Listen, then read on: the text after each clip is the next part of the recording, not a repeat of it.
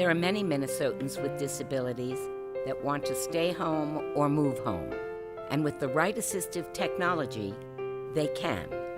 Technology for Home is a program of the Minnesota Department of Human Services, Disability Services Division, and Live Life Therapy Solutions that brings together teams of advanced practice professionals across disciplines. They bring person-centered, at-home assistive technology assessment and training to Minnesotans of all ages who want to stay at home or move home. This team approach has helped more than 1,000 Minnesotans define success when they achieved their goals that were unmet in the typical assistive technology system. Now they can reach for their dreams to stay home or move home with the right supports at the right time. About half of the people using technology for home are children, and here are a few of their stories.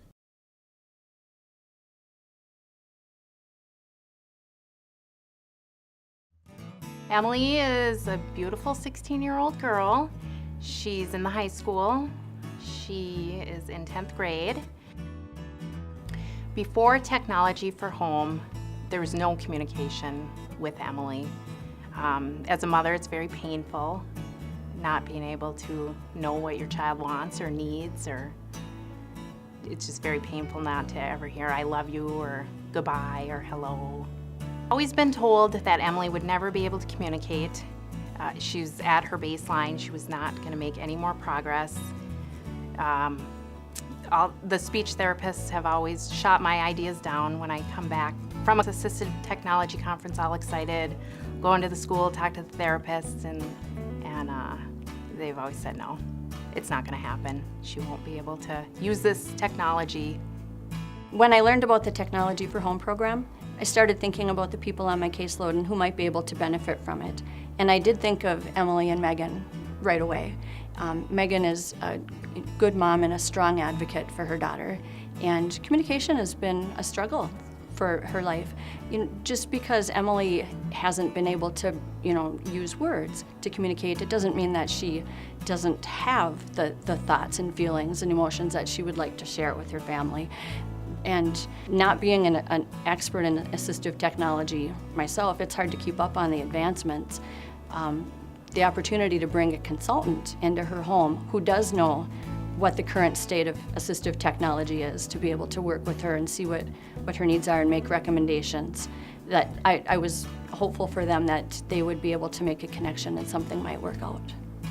The day that Emily was able to communicate, I was visiting her at school.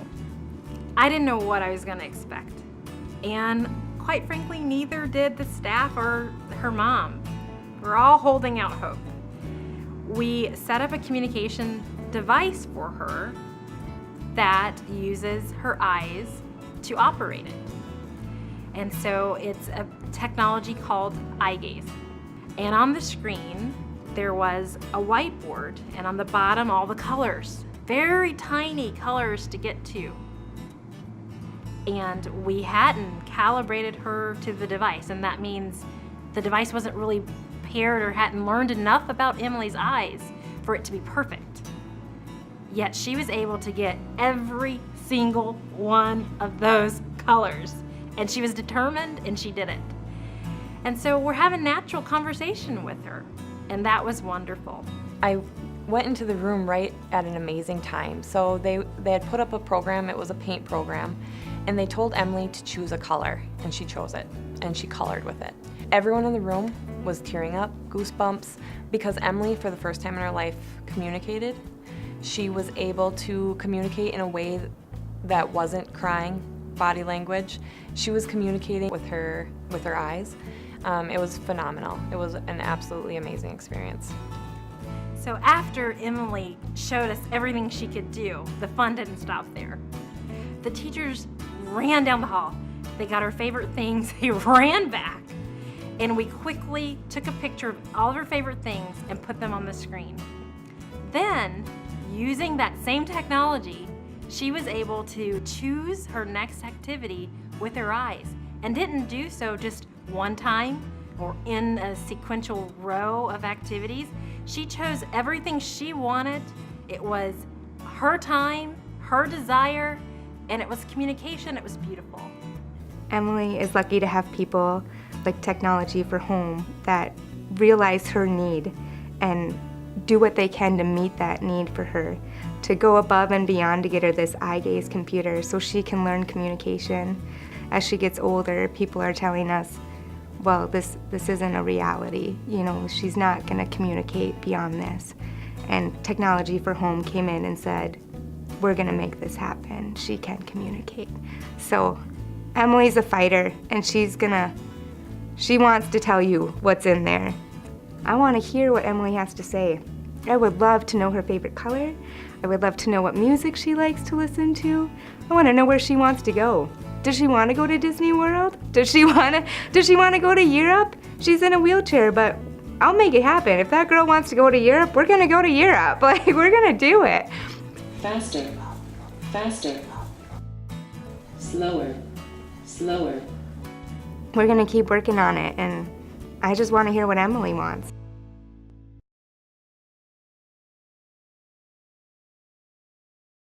My name is Robin, and Stacy is my very best friend. We have been friends for 11 years. When I first moved up here, we found out that we both have a passion for horses, and I invited her to come over to my farm. After a while, we started barrel racing together. We just had the best of times, became the best of friends. She's just a wonderful, wonderful lady.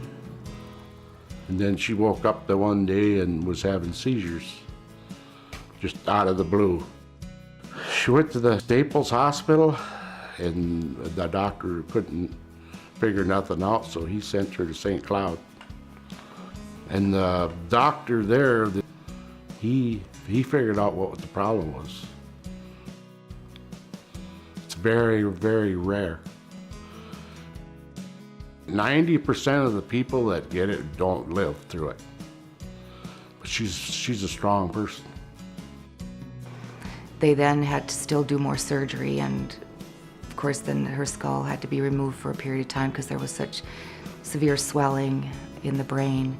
But we then started to see her progress. She started to have movement again, and you could see that she was understanding again, and the light in her eye came back, and you could see Stacy coming back again. She was in the nursing home for quite a while, and her wish was to come home, and with the assistance of Technology for Home, she was able to do that. Technology for Home come out and assess the situation and figured out what we needed for the house to make it work with Stacy. We widened out a couple of doors, took the old tub out, put in a shower, a new shower that she could wheel her chair into, put a new toilet in that sets a little higher so it'd be a little easier for her. She got the lift put in there, so that makes everything a whole lot easier. Me and the boys would carry her up and down the steps in the wheelchair till we got that done. Now that Stacy's home, absolutely the light is back in her eyes. She is surrounded by the people that love her and the things that she loves dearly. She can go out on the patio and see Jack every day. She has Remy on her lap every moment, basically. Jill, her dog, and Oak, her dog, they are surrounded by her. She sleeps in the bed and basically right out by the front window so she can hear the birds and the trees, and she's home.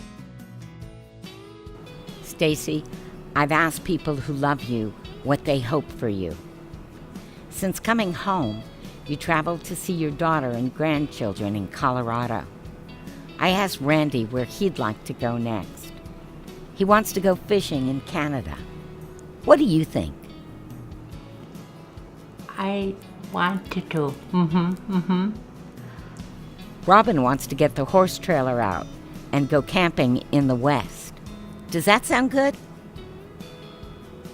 I know. Oh, I know. I know. I don't care if it's speech. I don't care if it's sign language. I don't care if it's a speech-generating device. There's going to be a way for you to tell us everything that's happened. We'll figure it out, I promise, because one way or another, your journey isn't over. I know. I know.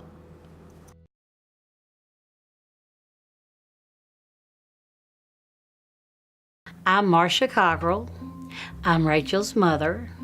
We live in Wabasha, Minnesota, along with her grandmother, her big brother, and her dad. The doctors told me that Rachel had cerebral palsy. We were going to do whatever it took to make sure Rachel met her full potential, regardless of what that was going to be.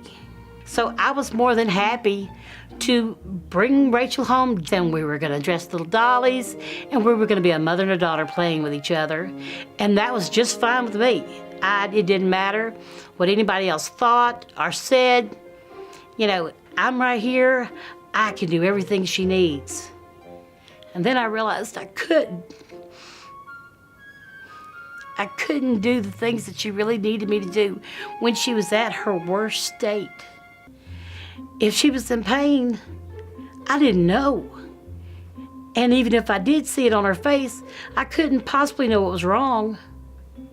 I could do what I thought was right, but when you're guessing 99% of the time, it's a scary place to be.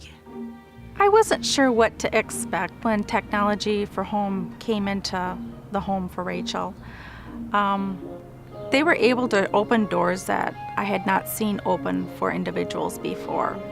They had a wide gamut of technology and thoughts about what they could do to improve her health, to improve her communication, her interaction with other people that I didn't know was even possible.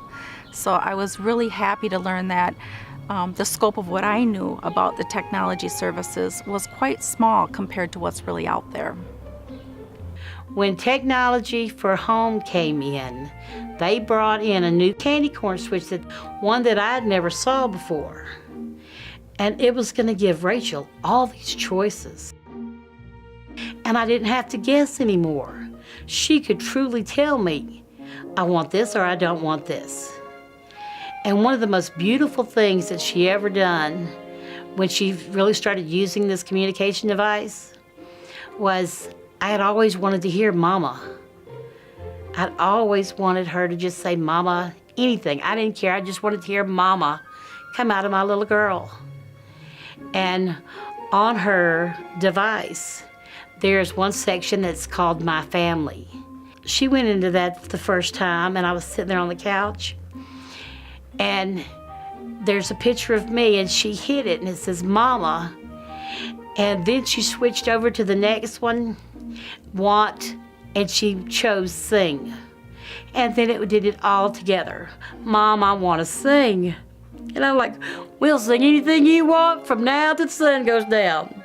So this candy corn switch that they've came out with, Rachel's face has to not even touch it. It goes in the direction of it, and it actually has a sound. So Rachel knows she has made contact with the switch, and now she's looking, okay, it's got to do what I want it to do now. And if it doesn't do what she wants it to do, you know it.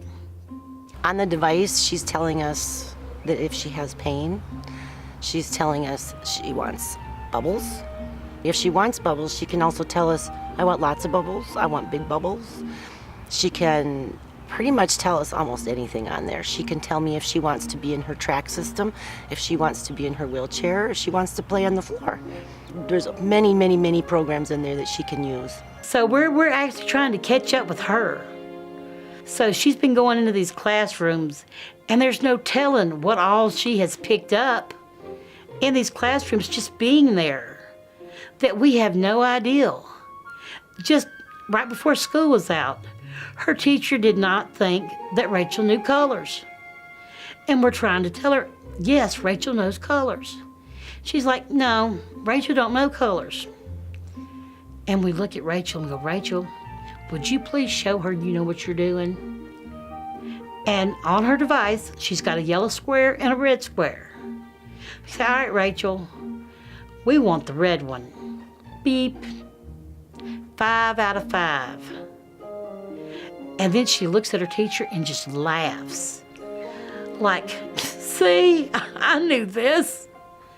We're gonna go as far as we can go. And as long as we have more technology that's coming out, that there's people that know where it is, know how to access it, know how to teach to us, we're going to the moon.